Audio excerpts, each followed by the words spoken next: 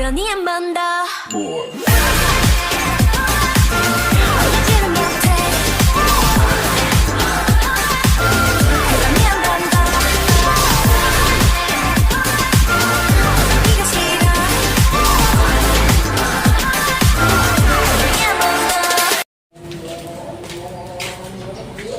Assalamualaikum warahmatullahi wabarakatuh. Waalaikumsalam warahmatullahi wabarakatuh. Selamat pagi anak-anak ibu kelas 2. Pagi Bu. Apa kabarnya hari ini nak? Alhamdulillah sehat Bu.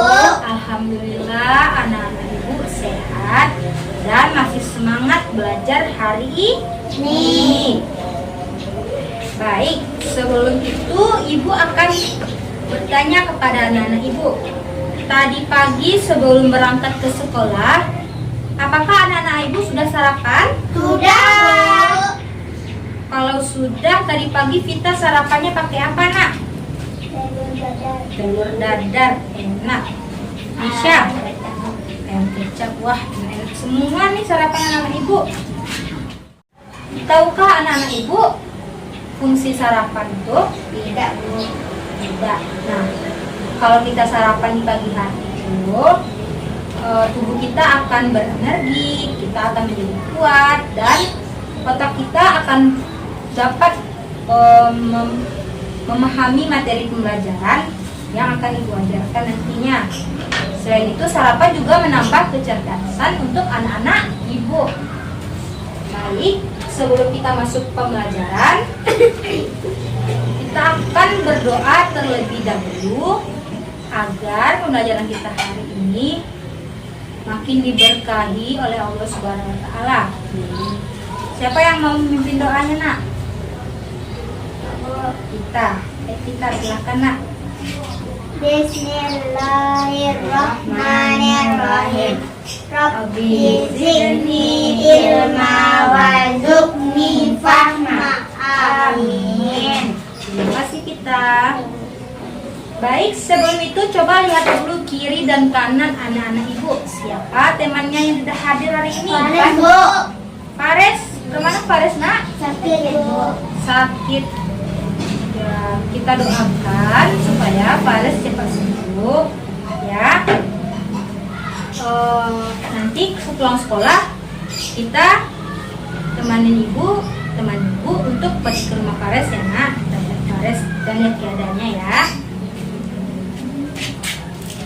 Baiklah, kita pada hari ini belajar tentang tema 7 Kebersamaan, subtema 1, kebersamaan di rumah, pembelajaran 5. Sebelum masuk ke pembelajaran kita hari ini, ke materi kita hari ini, Ibu mau mengulas kembali dan mengingat kembali pembelajaran kita minggu lalu, yaitu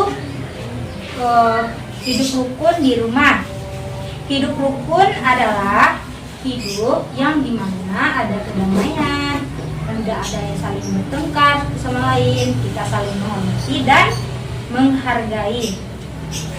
Nah, sekarang ibu mau bertanya kepada anak-anak ibu, apa saja contoh hidup rukun di rumah? Apakah Minta masih ingat? Saling tolong menolong dengan anggota keluarga. Bagus, apa lagi? Kita mengadakan kerja bakti di rumah bersama-sama. Bagus, apa lagi Nesya? Saling menghormati dan menghargai. Bagus, pasti. Anak-anak ibu masih ingat ya pembelajaran minggu lalu, yaitu contoh hidup rukun di rumah yaitu saling menghormati satu sama lain. Selanjutnya saling tolong menolong dengan anggota keluarga. Selanjutnya apa dari kita? Mengadakan kerja bakti di rumah bersama-sama. Mengadakan kerja bakti di rumah bersama-sama. Baiklah, anak-anak ibu akan menjelaskan apa tujuan pembelajaran kita. Kenapa kita harus belajar ini, pelajaran kali ini? Yaitu yang pertama, Nanti anak-anak ibu bisa mengaitkan dan menjelaskan isi bacaan dongeng dengan percaya diri. Selanjutnya anak-anak ibu bisa menyebutkan isi dongeng dan mengaitkannya dalam kehidupan sehari-hari, yaitu dongengnya menceritakan tentang hidup rukun. Baiklah, kita masuk ke pembelajaran. Coba anak-anak ibu lihat halaman 44.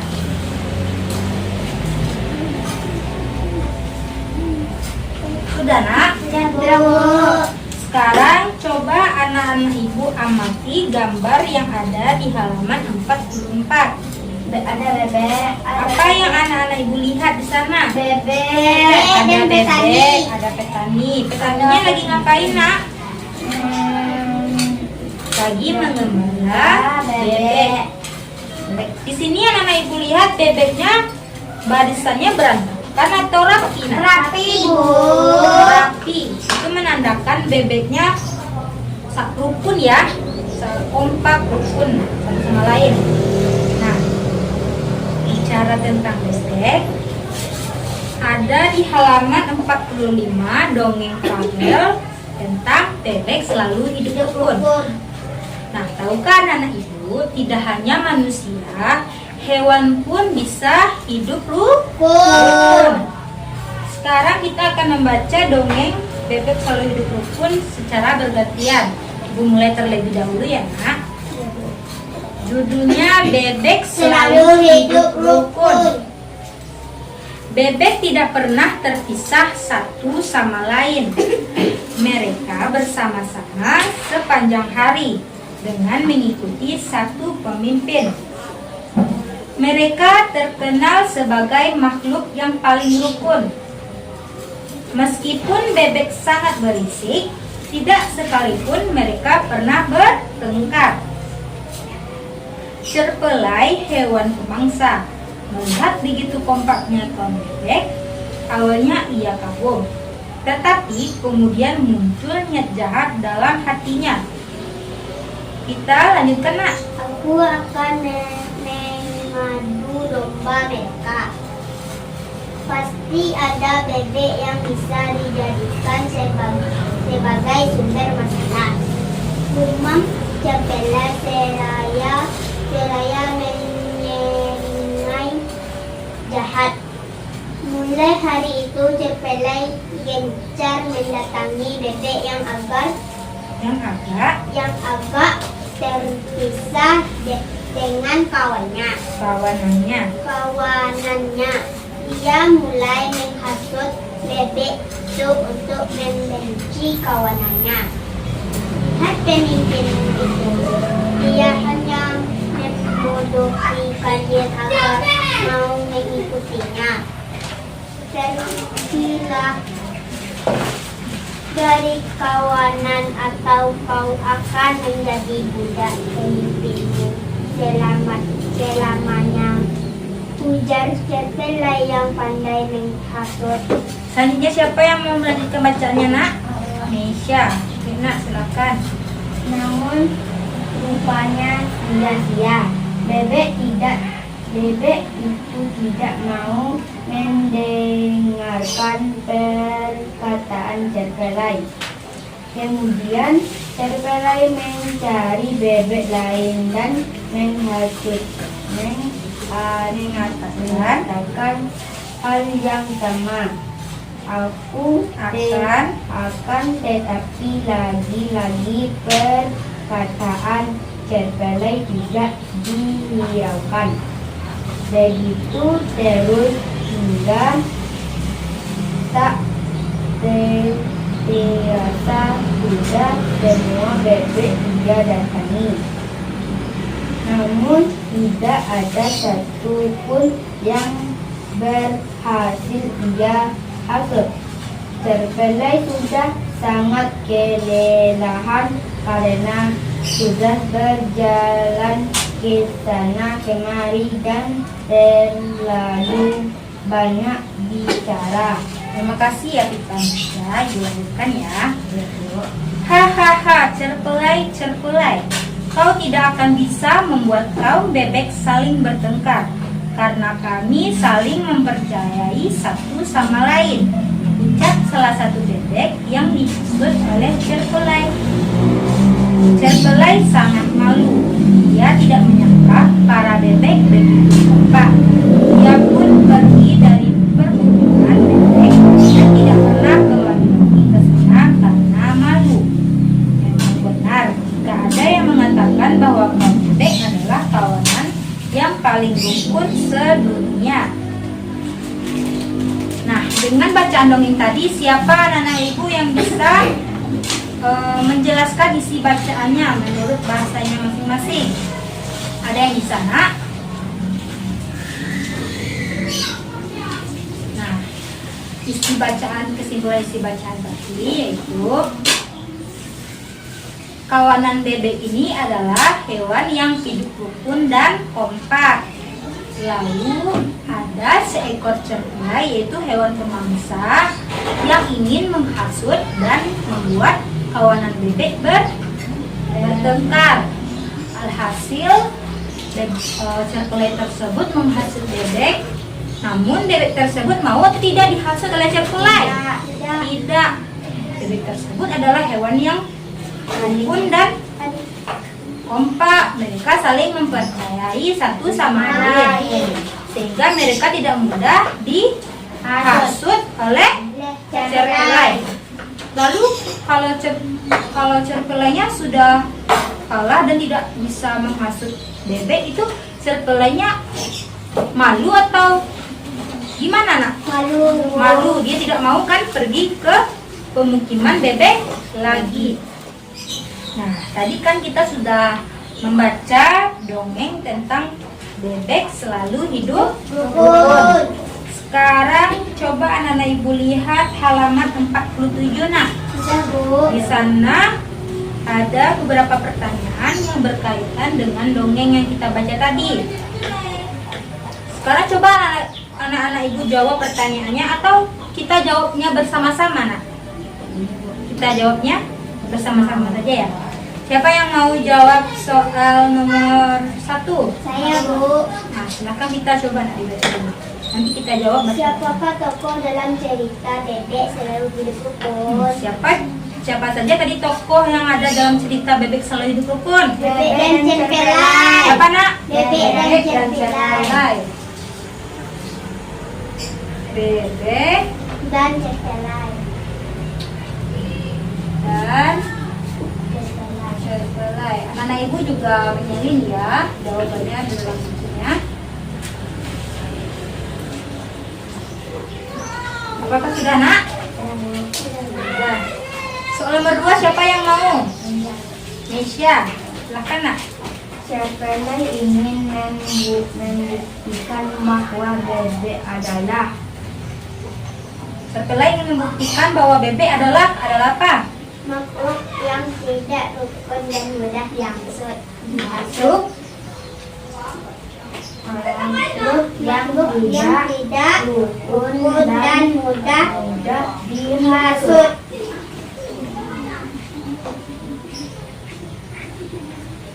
Rukun dan Mudah dihasut.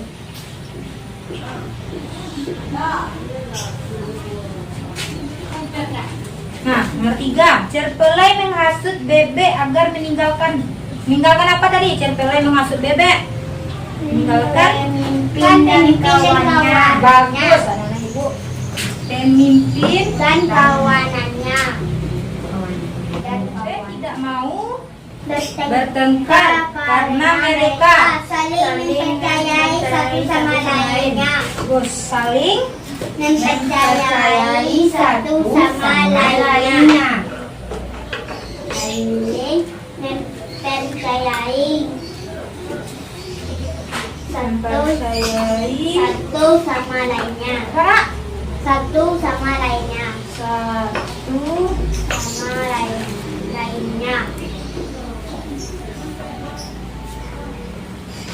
karena bebek itu adalah hewan yang hidup rukun dan kompak. Nah, soal selanjutnya siapa yang mau? Saya Bu. Saya Bu. Kita, silakan nak. Cerpelai tidak menyangka jika bebek begitu. Begitu apa nak? Bebek itu, Cerpelai itu tidak menyangka bahwa bebek itu begitu Rukun dan kompak. bebek itu Rukun dan kompak. rukun dan Kompak. kompak.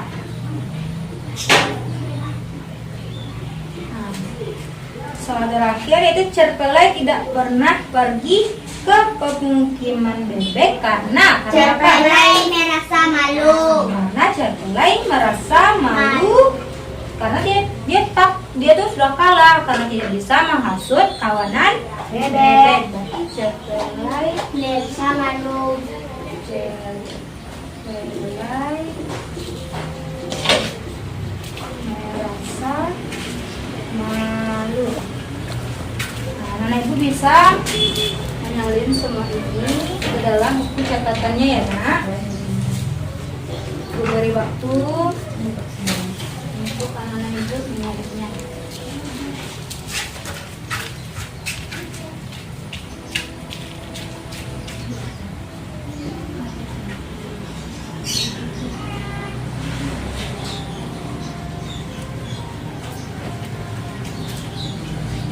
Sudah nak?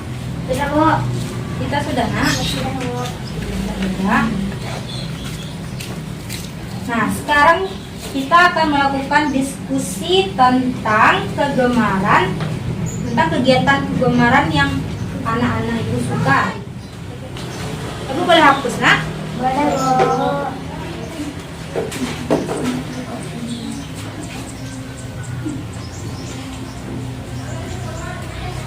Sekarang coba kerjakan halaman 48 nanti anak-anak ibu menukarkan dengan teman sebangkunya ya jawaban yang telah ibu buat. Apa perlu dibantu sama ibu? Tuliskan nama temanmu berdasarkan kegiatan yang digemari. Misalnya namanya kegiatan yang digemarinya yaitu bermain sepak bola. Siapa nama temannya yang suka bermain sepak bola? Edo. Terus siapa lagi? Fares. Kegiatan yang digemarinya apa? Bermain boneka. Siapa yang suka bermain boneka? Nama temannya Melisha. Apa lagi? Apa nama kegiatan yang digemarinya? Bermain masak-masakan. Bermain masak-masakan. Siapa yang suka bermain masak-masakan? Vita, bagus. Nah, sebelum kita menutup pembelajaran kita pada hari ini, siapa di antara anak-anak ibu yang bisa menyimpulkan atau yang bisa menjelaskan apa-apa saja materi pembelajaran yang sudah kita pelajari hari ini? Ada yang bisa nak? Tidak Bu. Ada yang bisa? Tadi kita belajar tentang apa aja? Kita Bebek dan cerpelai. bebek dan Cerpelai, apalagi? Kita belajar tentang hidup rukun. Siapa yang tahu tadi apa itu hidup rukun yang ibu jelaskan? Hidup rukun. Bebita? Saya Bu. Silakan kita. Saling tolong menolong dengan anggota keluarga. Gus, itu adalah salah satu contoh Kegiatan hidup rukun. kegiatan hidup rukun di rumah. Nah, hidup rukun itu ibu jelaskan lagi ya. Hidup rukun itu adalah hidup yang dimana ada kedamaian, tidak ada saling bertengkar satu sama lain, adanya sikap saling menghormati dan menghargai. Pendapat. Apalagi tadi yang kita pelajari?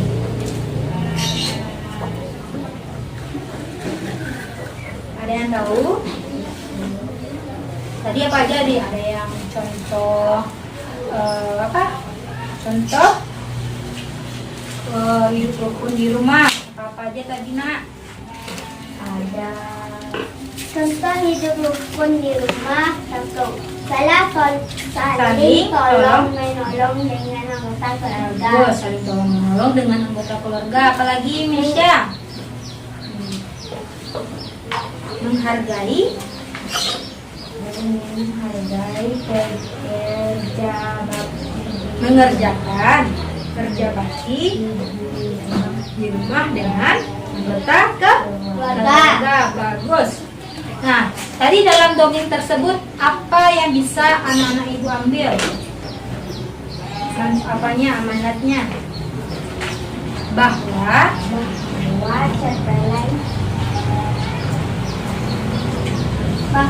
kaum bebek adalah kawanan yang paling rukun sedunia. rukun dan paling kompak. Tidak hanya manusia, hewan juga mempunyai sikap rukun dan kompak. Lalu apa akibatnya jika kita tidak hidup rukun? Apa akibatnya nak? Jika kita tidak hidup rukun, kita akan mudah dihasut, kita akan tidak rukun, tidak kompak, apalagi kita akan mudah bertengkar. Bagus. Nah, sebelum kita pulang, anak-anak ibu tolong rapikan dulu dan kemasi dulu buku-bukunya dan masukkan ke dalam tas ya. Sebelum kita pulang, siapa yang mau memimpinkan doa? Bu, saya Bu. Kita, baiklah. Sebelum kita pulang, marilah kita bersyukur yang akan dipimpin oleh kita. Kepada kita dipersilakan bersyukur. Mulai.